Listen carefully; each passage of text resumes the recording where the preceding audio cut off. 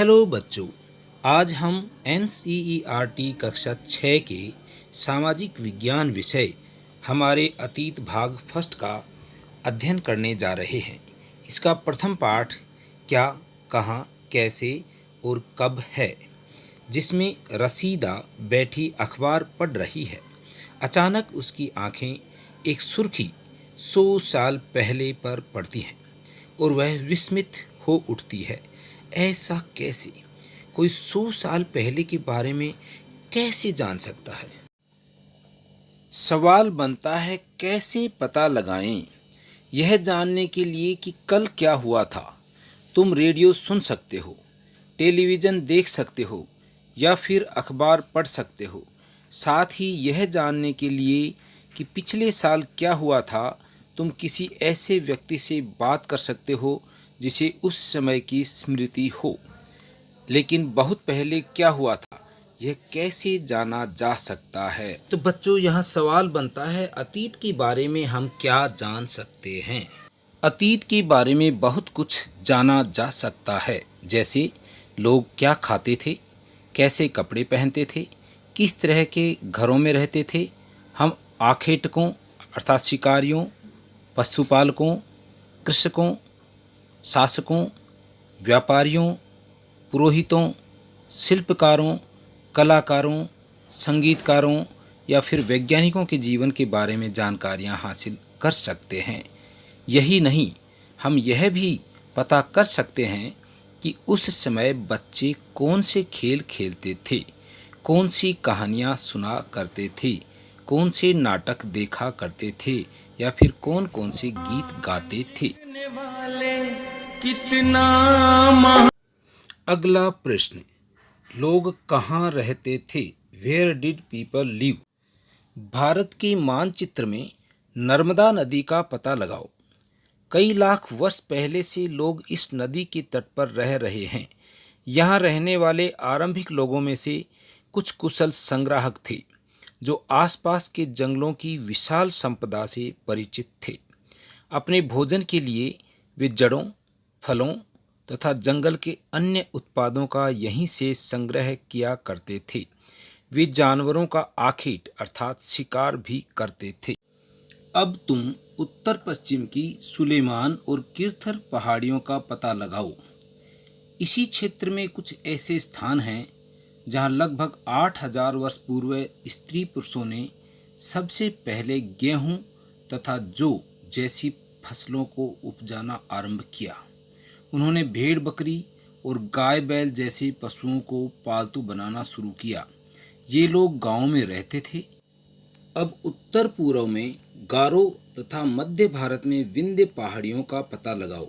ये कुछ अन्य ऐसे क्षेत्र थे जहां कृषि का विकास हुआ, जहां सबसे पहले चावल उपजाया गया। वे स्थान विंध्य के उत्तर में स्थित थे। अब मानचित्र पर सिंधु तथा इसकी सहायक नदियों का पता लगाने का प्रयास करो। सहायक नदियाँ उन्हें कहते हैं जो एक बड़ी नदी में मिल जाती हैं। लगभग 4700 वर्ष पूर्व इन्हीं नदियों के किनारे कुछ आरंभिक नगर फले फूले। गंगा व इसकी सहायक नदियों के किनारे तथा समुद्र तटवर्ती इलाकों में नगरों का विकास लगभग 2500 वर्ष पूर्व हुआ। अब गंगा तथा इसकी सहायक नदी सोन का पता लगाओ। गंगा के दक्षिण में इन नदियों के आसपास का क्षेत्र प्राचीन काल में मगध वर्तमान बिहार नाम से जाना जाता था।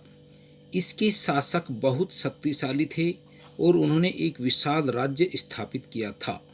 देश के अन्य हिस्सों में भी ऐसे राज्यों की स्थापना की गई थी। लोगों ने सदैव उपमहाद्वीप के एक हिस्से से दूसरे हिस्से तक यात्रा की। कभी कभी हिमालय जैसे ऊंचे पर्वतों, पहाड़ियों, रेगिस्तान, नदियों तथा समुद्रों के कारण यात्रा जोखिम भरी होती थी। फिर भी ये यात्रा उनके लिए असंभव नहीं थी। अतः कभी लोग काम की तलाश में तो कभी प्राकृतिक आपदाओं के कारण एक स्थान से दूसरे स्थान जाया करते थे। कभी कभी सेनाएं दूसरे क्षेत्रों पर विजय हासिल करने के लिए जाती थी। इसके अतिरिक्त व्यापारी कभी काफिलों में तो कभी जहाज़ों में अपने साथ मूल्यवान वस्तुएं लेकर एक स्थान से दूसरे स्थान जाते रहते थे। धार्मिक गुरु लोगों को शिक्षा और सलाह देते हुए एक गांव से दूसरे गांव तथा एक कस्बे से दूसरे कस्बे जाया करते थे। कुछ लोग नए और रोचक स्थानों को खोजने की चाह में उत्सुकतावश भी यात्रा किया करते थे। इन सभी यात्राओं से लोगों को एक दूसरे के विचारों को जानने का अवसर मिला।